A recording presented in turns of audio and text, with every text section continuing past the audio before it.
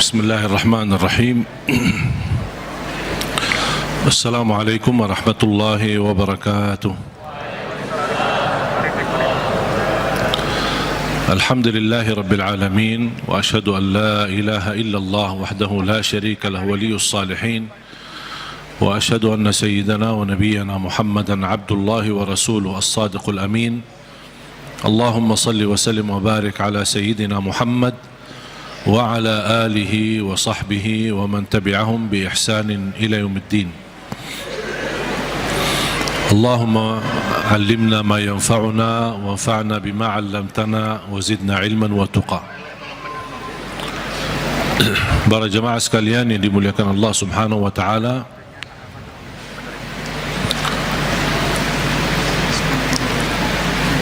begitu luar biasa kemuliaan Al-Quran untuk kita. Kita terpilih menjadi umat Nabi Muhammad sallallahu alaihi wasallam, menjadi ummatul Quran. Quran yang abadi, Quran yang suci, dijamin tidak ada celah di dalamnya, tidak ada kesalahan, tidak ada kebatilan. Bahkan dalam lindungan Allah Subhanahu wa taala, dari bentuk makna, arti, isinya, tulisannya, halam-halamannya, dan semua dilindungi oleh Allah Subhanahu wa taala. Sebagaimana janji Allah, inna nahnu nazzalna dzikra wa inna lahu lahafizun. Kami telah menurunkan Al-Quran dan kamilah yang menjaganya. Termasuk terjaga ahlul Quran. Bukan hanya Al-Quran sendiri yang terjaga, tetapi ahlul Quran pun dijaga oleh Allah Subhanahu wa taala. Bahkan salah satu lindungan Allah Subhanahu wa taala kepada kita melalui Al-Quran, akan dilindungi oleh Allah ahlul Quran dari siksa neraka Jahannam.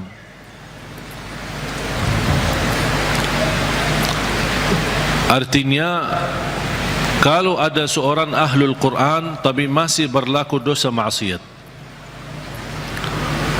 dan seandainya dihukum oleh Allah untuk masuk neraka sementara, untuk disucikan dan membersihkan dari dosa dan maksiat, neraka pun tidak akan mampu menghanguskan kulitnya dan tidak akan mampu membakar hatinya, karena isinya Al-Quran.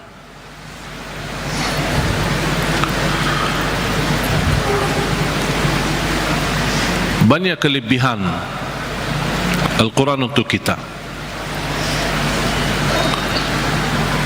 Surah yang paling agung di dalam Al-Quran suratul Fatihah.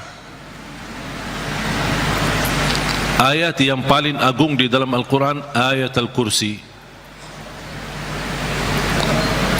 Suratul Fatihah, kalau boleh saya artikan, dialog sama Allah, berdialog dengan Allah. Setiap satu ayat kita baca, Allah jawab kita. Makanya disunnahkan kalau kita baca suratul Fatihah, jangan disambungkan ayatnya. Setiap ayat berhenti. Sebagaimana dijelaskan oleh Siti Aisyah radhiyallahu anha, karena Rasulullah SAW idza qara'a al-Fatihah kana yufassiruha tafsira.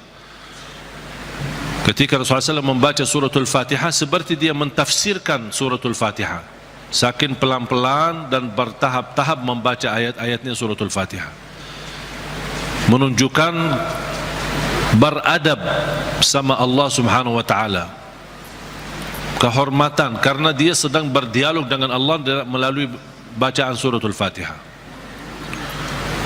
Sebagaimana Rasulullah SAW bersabda di hadis yang diriwayatkan Imam Tirmizi, hadis itu hadis qudsi, qasamtu as-salata baini wa baina 'abdi nisfain. Aku telah membagikan salat antaraku dan hambaku, kata Allah, menjadi dua bagian. Dan yang dimaksud kata as-salat di hadis ini adalah suratul Fatihah. Ternyata suratul Fatihah memiliki banyak nama. Disebutkan nama di antara lain Al-Fatihah, Ummul Kitab, Ummul Quran, As-Salah, Asy-Syafiyah, Ar-Raqiyah, Al-Waqiyah, menyembuh segala penyakit, melindungi dari segala bahaya, gangguan, godaan, bahkan bisa menjadi ruqyah. Orang yang tidak fahami ruqyah dan sulit mencari orang yang meruqyahi, lebih baik kita ruqyah diri sendiri. Sering orang bertanya, saya tidak faham ayat-ayat ruqyah, cukup dengan suratul Fatihah. Suratul Fatihah sudah mewakili semua ayat-ayat untuk meruqyah diri sendiri, menjadi rutin dibaca. Boleh jadi wirid, setiap hari kita baca Al-Fatihah 10 kali, 20 kali, 100 kali, semampu kita. Jadi wirid, keberkahannya luar biasa. Boleh menjadi doa dalam air minum kita. Setiap mau minum air dalam botol atau gelas, kita baca Al-Fatihah, tiup di dalam air, kemudian minum. Itu menjadi obat. Biasakan anak-anak kita minum air yang sudah dibacakan dalamnya suratul Fatihah. Jangan menunggu kiai, ustaz, habib datang untuk membacakan Al-Fatihah dalam air. Kita sendiri belajar. Baca 3 kali boleh, 1 kali boleh, 7 kali boleh. Habis itu tiup dalam air, boleh 3 kali. Kemudian silahkan minum, kasih kepada anak-anak kita.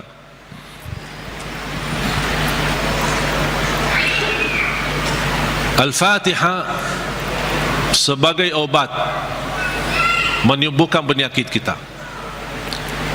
Ada yang merasa gesak di hati, merasa stres kepalanya, boleh taruh tangan yang kanan di atas kepala dan baca Al-Fatihah. Di atas dada kita baca Al-Fatihah.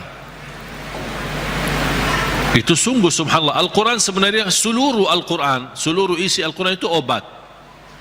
Qul huwa lilladzina amanu hudan wa shifa. Sungguh Al-Quran itu petunjuk dan obat, menyembuhkan penyakit bagi orang-orang yang beriman. Berarti Al-Quran menyembuh penyakit hanya berlaku bagi orang yang beriman. Yang tidak beriman tidak berlaku.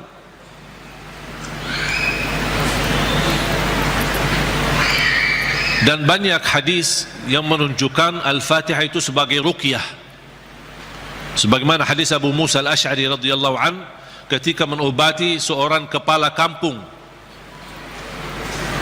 yang sambat sakit, kemudian dibacakan Al-Fatihah, kemudian faka'annama nashita min iqal, sampai dia sembuh seperti tidak pernah sakit sebelumnya. Dan mereka mencerita ketika mereka pulang ke Madinah bertemu Rasulullah SAW, mereka mencerita apa yang terjadi bersama orang kampung. Di antaranya kepala kampung yang sedang sakit, dibacakan Al-Fatihah, dia sembuh. Rasulullah SAW bersabda, wa ma yudrika annaha ruqyah. Dari mana wahai Abu Musa kamu tahu itu ruqyah? Itu menunjukkan Rasul setuju dengan perilaku Abu Musa Al-Asy'ari. Kembali kepada hadis yang diriwayatkan Imam Tirmizi, hadis yang qudsi, qasamtu salata baini wa baina abdi nisfain. Aku telah membagikan salat antaraku dan hambaku. Ini Allah yang sedang bicara di hadis qudsi itu. Berarti salah satu nama suratul Fatihah As-Salah namanya. Kenapa dinamakan As-Salah? Karena tidak sah salat kita tanpa suratul Fatihah. Qasamtu salata baini wa baina abdi nisfain. Aku telah membagikan salat itu antaraku dan hambaku 2 bagian. Fa idza qara'a abdi alhamdulillahi rabbil alamin qala Allah hamadani abdi. Ketika hamba berkata alhamdulillahi rabbil alamin qala Allah, Allah jawab. Cuba bayangkan jemaah sekalian, setiap satu ayat dari suratul Fatihah kita baca, Allah jawab kita. Makanya layaknya adab yang sempurna, jangan sambungkan suratul Fatihah. Allah jawab, kita hayati jawaban Allah subhanahu wa ta'ala. Alhamdulillahi rabbil alamin. Allah menjawab, hambaku telah memujiku. Alhamdulillahi rabbil alamin. Qala Allah hamadani abdi, hambaku telah memujiku. Ar-Rahmanir Rahim. Qala Allah majjadani abdi, hambaku telah mengagungkanku. Malik Yaumiddin. Qala Allah athna alayya abdi, hambaku telah memuliakanku. Allah jawab setiap ayat. Iyyaka na'budu wa iyyaka nasta'in. Allah jawab, ini antaraku dan hambaku. Na'budu itu Allah, nasta'in kami memohon pertolongan kepada Allah. Berarti ada dua bagian. Ini antaraku dan hambaku, kata Allah. Ini ada bagian untukku, ada bagian untuk hambaku. Iyyaka na'budu wa iyyaka nasta'in. Dan terpilih kata nasta'in memang sangat pas. Kenapa tidak terpilih iyyaka na'budu wa iyyaka natawakkal? Iyyaka na'budu wa iyyaka nasbir. Iyyaka na'budu wa iyyaka nu'min. Kenapa terpilih kata nasta'in? Karena kita tidak mampu menyempurnakan ibadah sebagai hak Allah tanpa pertolongan dari Allah. Berarti cocok kata nasta'in. Imam Ibnul Qayyim membuat satu buku gara-gara kalimat ini, Iyyaka na'budu wa iyyaka nasta'in. Bukunya 2 jilid, lebih dari 400 halaman. Hanya membahas Iyyaka na'budu wa iyyaka nasta'in. Madarijus salikin fi manazili iyyaka na'budu wa iyyaka nasta'in. Sudah ada dalam bahasa Indonesia. Atau silahkan, kalau keberatan membeli bukunya mungkin mahal, bisa anda download di Google, Syekh Google. Buka nama bukunya Madarijus Salikin fi Manazili Iyyaka Na'budu wa Iyyaka Nasta'in. Selain buku ini yang sangat bagus yang dimiliki oleh Imam Ibnul Qayyim, buku yang kedua adalah Zadul Ma'ad. Zadul Ma'ad. Kata guru saya, fantasnya dan layaknya setiap orang muslim menyimpan buku ini di samping tidurnya, di tempat tidurnya. Sebelum mau tidur, baca walaupun 1 halaman dari buku itu. Kenapa? Karena buku Zadul Ma'ad termasuk buku yang terbagus membahas ibadah-ibadah dan sehari-hari Nabi Muhammad. Dan kita bisa terapkan setiap hari. Ini baca amalannya apa, ini baca amalannya apa. Gimana tidurnya Rasul, gimana ibadahnya Rasul, gimana zikirnya Rasul, gimana makanannya Rasul, gimana perginya dan jalannya Rasul. Itu semua dibahas dalam buku itu, Zadul Ma'ad. Silakan buka di Google juga. Banyak, Syekh Google hebat itu, semua ada. Karya Imam Ibnul Qayyim. Kalau anda bisa beli 2 buku ini atau bisa download di internet, itu sangat bagus. Sudah ada dalam bahasa Indonesia.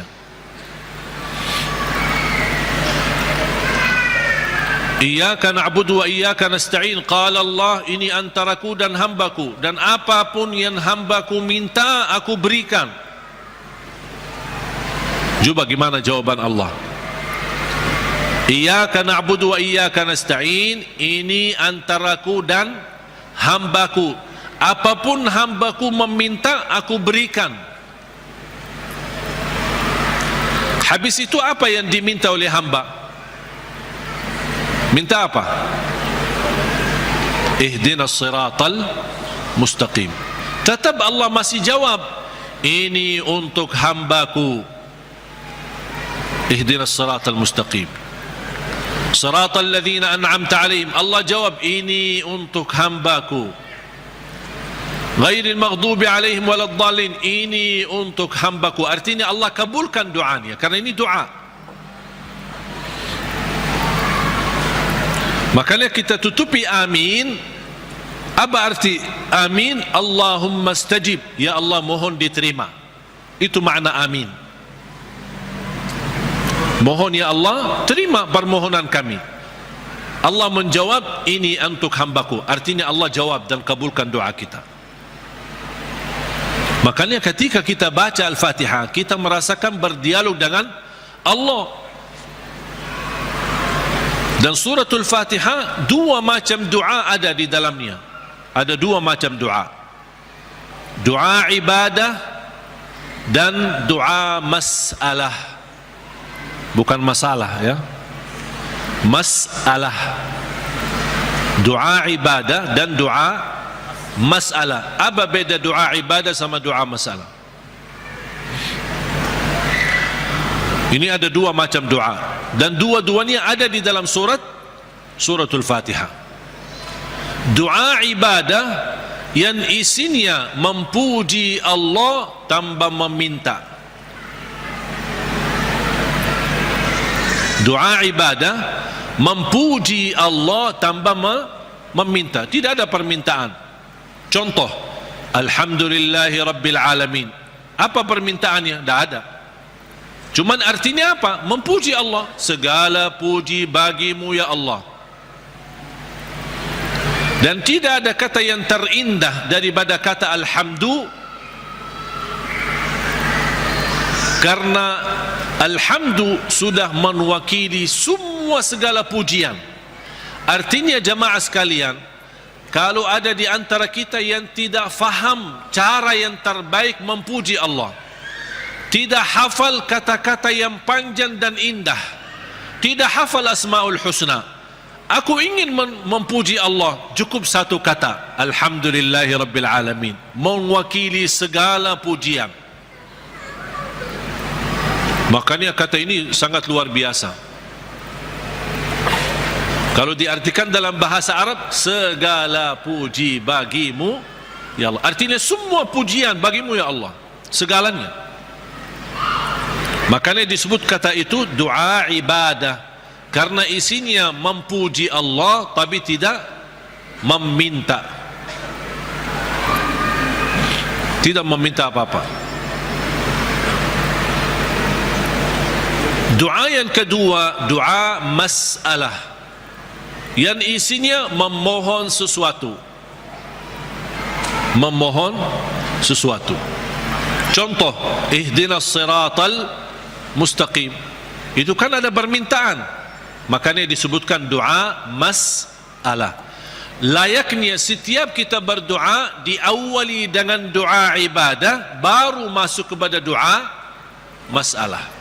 Itu adab, tata cara doa. Jangan langsung baru berdoa, ya Allah ampuni ya Allah. Puji dulu,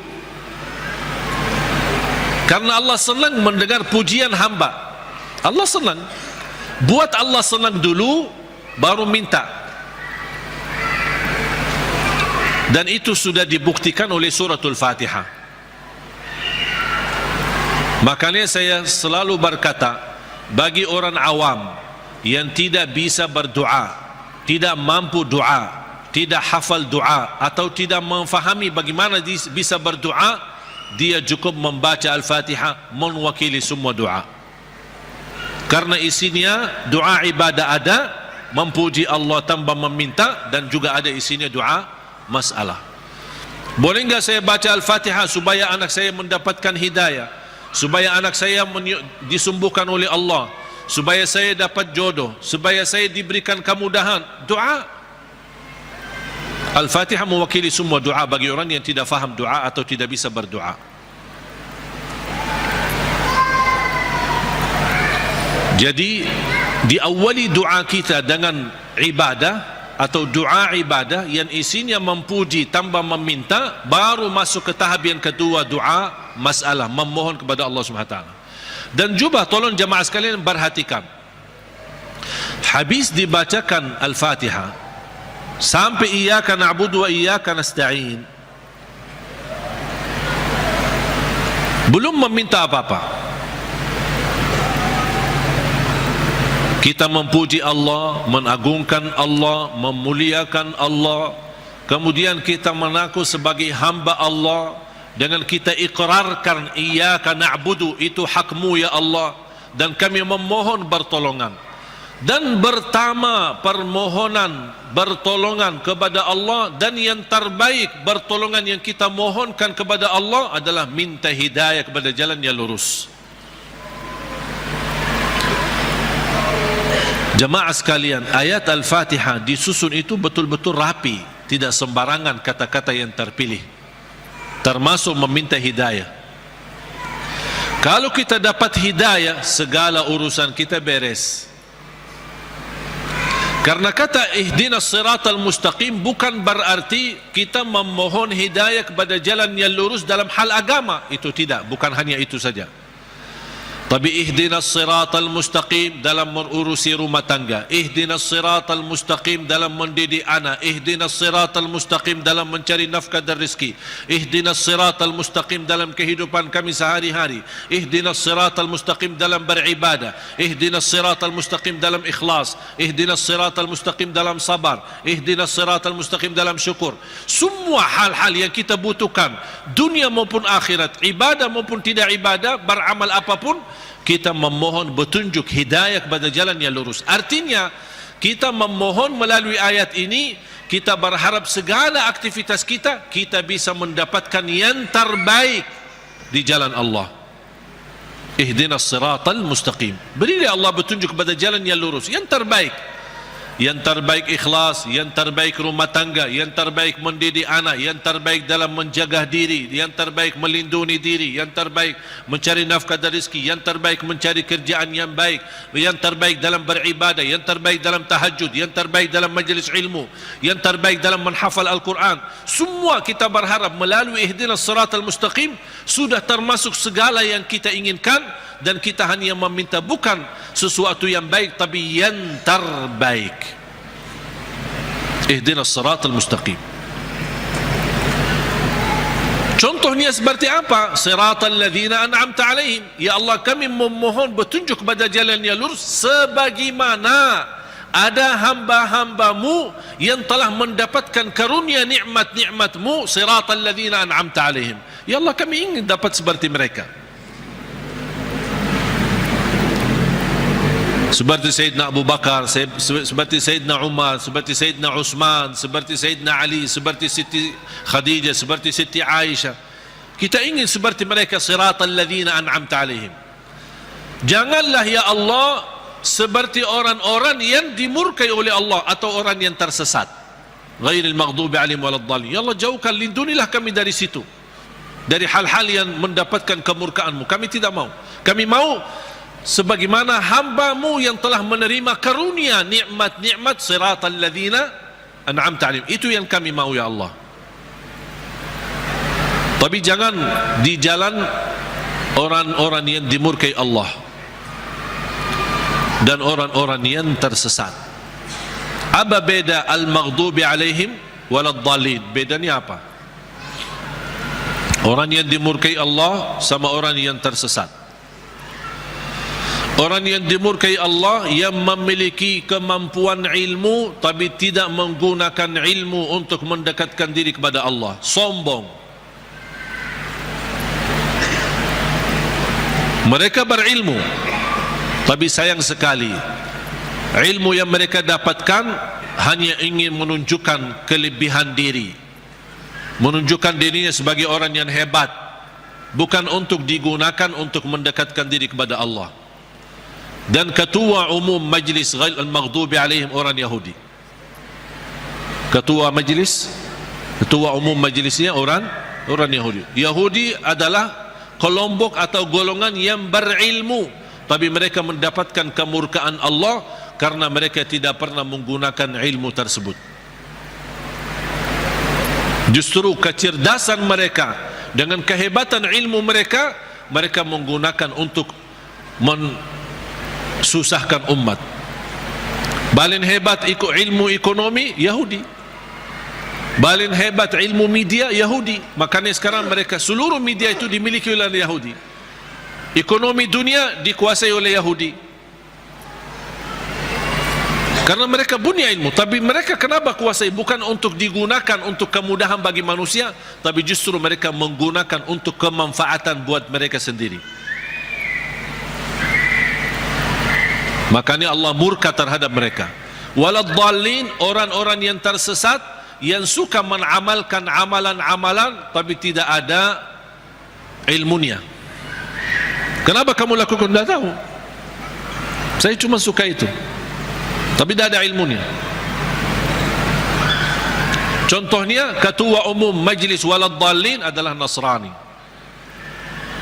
Nasrani ahli ibadah, beda sama orang Yahudi. Kalau Yahudi ahli ilmu, kalau Nasrani ahli ibadah. Bahkan mereka menggunakan rahbaniyah, memaksakan diri beribadah sepanjang hari.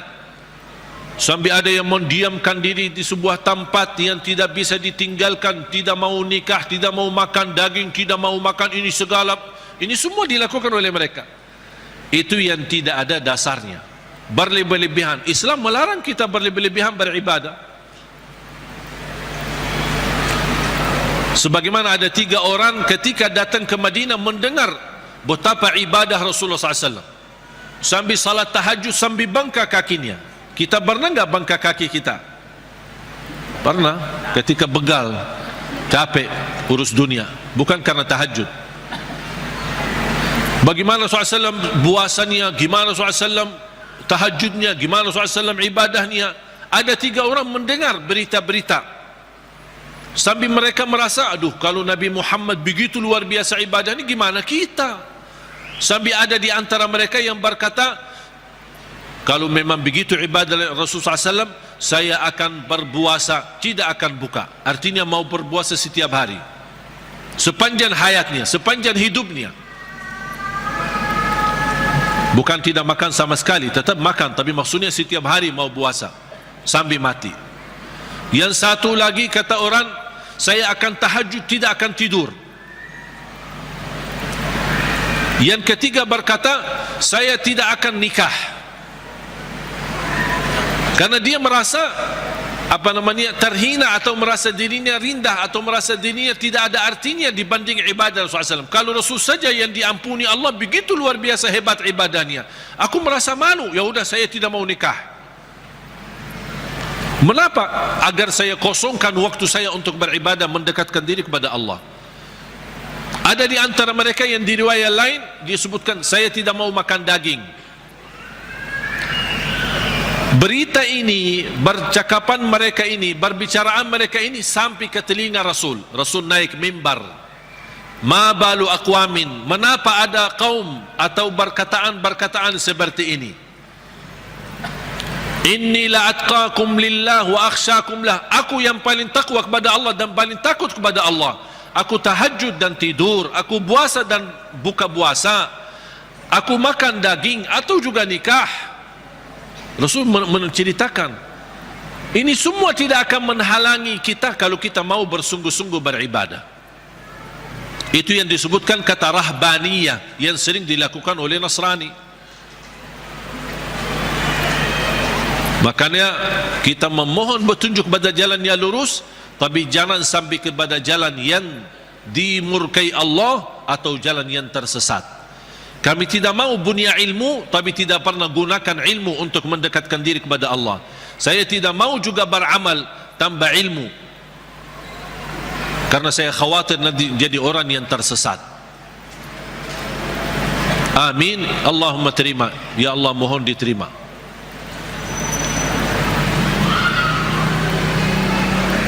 Oleh karena itu jemaah sekalian dimuliakan Allah Subhanahu wa taala, coba betapa mulianya suratul Fatihah.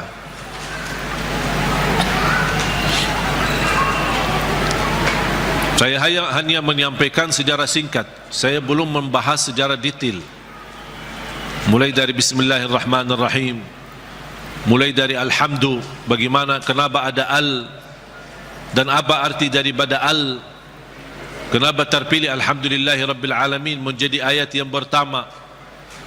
Ada juga berbeda pendapat Bismillahirrahmanirrahim adalah ayat yang pertama.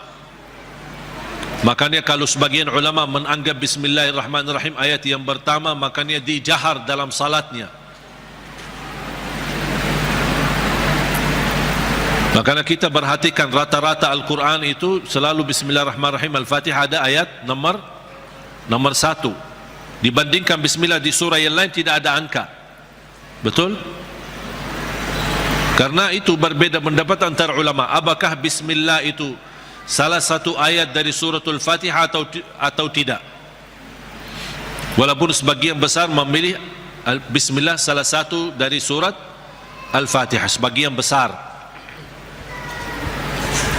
Sebab ayat suratul Fatihah ini Bismillah, apakah ayat pertama atau tidak, muncullah persoalan yang kedua, apakah boleh jahar atau tidak. Kalau tidak dijahar, tetap boleh atau tetap mewajibkan atau membaca Bismillah. Bagi orang yang suka baca sir, tetap baca Bismillah, karena dia sebagian dari surat. Jangan Allahu Akbar baca doa iftitah langsung Alhamdulillahi Rabbil Alamin. Mana Bismillahnya? Tetap dibacakan walaupun sir, tidak dijahar. Menurut saya bagi soal jahar atau sir tidak masalah. Keras suara atau tidak keras suara tidak masalah. Bagi saya tidak masalah. Dan saya selalu sesuaikan. Masjid yang suka keraskan suara dengan Bismillah, saya suka tanya kalau diminta jadi imam. Kalau jahar Bismillah, saya jahar. Kalau disirkan, tidak dikeraskan, saya tidak keraskan. Qunut subuh, kalau dia masih baki qunut subuh dan saya diminta jadi imam, saya baki qunut subuh. Kalau masih tidak baki qunut subuh, saya tidak baki qunut subuh. Saya tidak suka maksa. Tak, saya tidak mau qunut subuh. Kalau saya jadi imam, saya tidak mau qunut subuh. Kenapa? Ini bid'ah, ini sesat semua. Gampang, alhamdulillah, hal berbedaan tidak masalah. Yang saya paling suka masjid netral. Ketika saya masuk masjid, saya suka tanya ketika diminta jadi imam, karena mereka berharap mudah-mudahan ini. Padahal saya suka mundur, saya tidak mau jadi imam karena pensiun jadi imam. Tapi kadang-kadang jamaah mengharapkan, barangkali niatnya mengharap berkahnya, mengharap apalah gitu. Akhirnya saya harus turuti permintaan mereka. Tapi saya suka tanya, jahar Bismillah atau tidak, qunut subuh atau tidak, habis salat zikir atau tidak, doa atau tidak, bisa disesuaikan. Karena ini semua hal berbeda pendapat. Saya suka masjid netral. Ketika saya tanya, bebas. Mau jahar boleh, tidak jahar boleh, qunut boleh, tidak qunut boleh, bebas kami, tidak masalah. Kita ikuti imam. Yang penting kita salat. Dan itu yang kita perlukan, masjid yang netral, tidak fanatik, supaya kita bisa bersama-sama.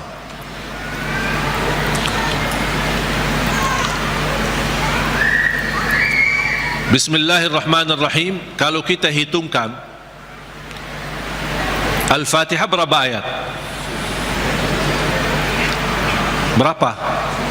7. Itu sudah disepakati.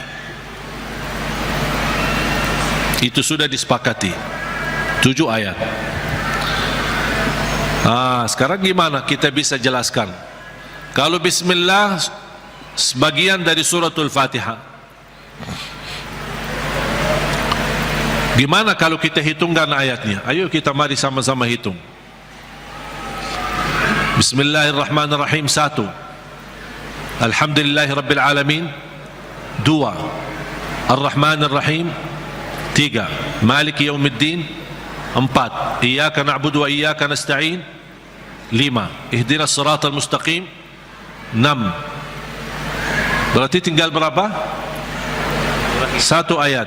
Siratal ladzina an'amta 'alaihim ghairil maghdubi 'alaihim waladdallin. 1. Berarti jadi berapa? 7.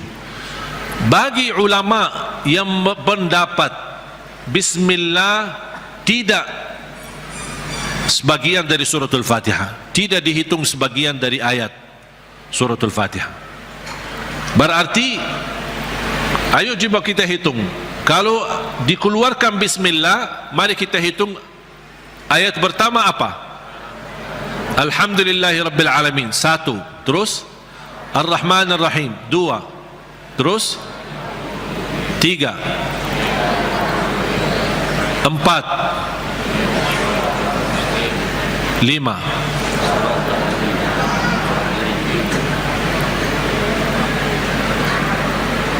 Ini kan 1. Siratal ladzina an'amta 'alaihim ghairil maghdubi 'alaihim waladdallin 1. Berarti berapa? 6. Terus 7-nya mana? Siratal ladzina an'amta 'alaihim putus ghairil maghdubi 'alaihim. Ulama yang menganggap bismillah tidak sebagian dari ayat suratul Fatihah, siratal ladzina an'amta 'alaihim, stop, 1 ayat. Itu yang menjadi yang ke-6. Ghairil maghdubi 'alaihim waladdallin yang ke-7. Karena siratal ladzina an'amta 'alaihim sudah sempurna makna kalau kita berhenti. Sudah selesai, makna jelas, sempurna, tidak ada kaitan dengan selanjutnya. Makanya dianggap itu 1 ayat. Walaupun rata-rata Al-Quran yang kita lihat semuanya tidak ada angka di situ kan? Karena apalagi yang di Madinah yang menuliskan Al-Quran ini, salah satu ulama namanya Syekh Uthman Taha, penulis Al-Quran di kota Madinah, dia mengikut mazhab Imam Syafi'i. Makanya dia menuliskan bismillah ayat nomor pertama. Dan itu yang diberlakukan oleh sebagian besar di mana-mana, di Mesir, di mana-mana selalu Al-Quran kita perhatikan selalu bismillah ayat yang pertama. Yang saya ingin sampaikan, yang kita sudah fahami, Al-Fatihah 7 ayat. Jahar bismillah, tidak jahar bismillah itu tidak masalah. Yang penting kita bisa memperhatikan bacaan-bacaan kita, khususnya suratul Fatihah. Kalau bisa berlahan-lahan, bertahap-tahap, tidak sambungkan ayatnya, karena kita ingin menghayati, berdialog dengan Allah subhanahu wa ta'ala. Sudah jelas? Oleh karena itu jamaah sekalian, mari kita sama-sama belajari dalami suratul Fatihah, surah yang paling agung di dalam Al-Quran, surah yang luar biasa, memiliki keistimewaan, memiliki keberkahan yang dahsyat. Jangan kita hanya membaca sampai 17 kali di dalam salat fardu tapi tidak merasakan sedikit apapun dalam hati kita. 17 kali itu minimal, tapi kita tidak merasa apa-apa. Seperti ayat-ayat yang lain. Padahal suratul Fatihah ini kalau betul-betul kita bisa fahami dan belajari dan mendalaminya, wallahi bakal nangis. Saking agungnya dan indahnya suratul Fatihah. Cukup keindahan di dalamnya kita berdialog dengan Allah. Kita hamba yang masih banyak dosa, yang masih kotor, yang tidak banyak kekurangan, yang tidak banyak sempurna, banyak kekurangan ikhlas kita dan banyak kekurangan khusyuk kita. Tapi ketika kita baca Al-Fatihah, Allah masih berkenan menjawab kita di setiap ayat yang kita baca. Oleh karena itu hayati Bismillahirrahmanirrahim dengan artinya dan maknanya yang segitu dalam. Alhamdulillahi Rabbil Alamin, segala puji bagimu ya Allah. Dan Allah menjawab kita, hambaku telah mempujiku. Makanya saya senang ketika baca Al-Fatihah, apalagi kalau lagi sendirian, lebih menikmati. Ketika jadi imam memang terbatasi. Kalau kita ingin berlama-lama baca Al-Fatihah ketika jadi imam, orang takut nanti di belakang fikir kita lupa ayatnya. Alhamdulillahi Rabbil Alamin, Ar-Rahman Ar-Rahim. Kita kan lagi hayati, jadi bingung kan. Diam sebentar aja langsung dijawab. Saya ingin menghayati, memberi kesempatan Allah menjawab saya agar saya bisa merasakan jawaban Allah. Ar-Rahmanir Rahim, Maliki Yawmiddin, Iyyaka na'budu wa iyyaka nasta'in, Ihdinas siratal mustaqim, Siratal ladzina an'amta 'alaihim ghairil maghdubi 'alaihim waladdallin.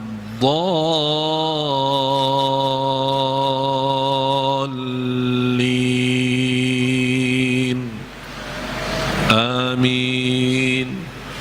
Amin sama seperti baca Yasin. Gimana baca Yasin? Yasin. Gitu? Betul? Gimana? Yasin. Gimana baca Yasin? Yasin. Amin. Kita sering waladdallin. Amin. Apalagi anak-anak. Amin. Yasin. Sebagaimana dijelaskan oleh Imam Ibn Kathir rahimahullah dalam tafsirnya.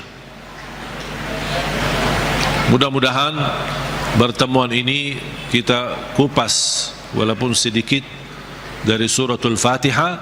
Mudah-mudahan insyaAllah menjadi bahan ilmu buat kita untuk ke depan kita bisa menghayati dan bisa dalam membaca suratul Fatihah di dalam salat maupun di luar salat, kita bisa merasa tersuntuh hati kita. Kalau Al-Fatihah ini bisa nyambung ke hati kita, itu subhanallah luar biasa.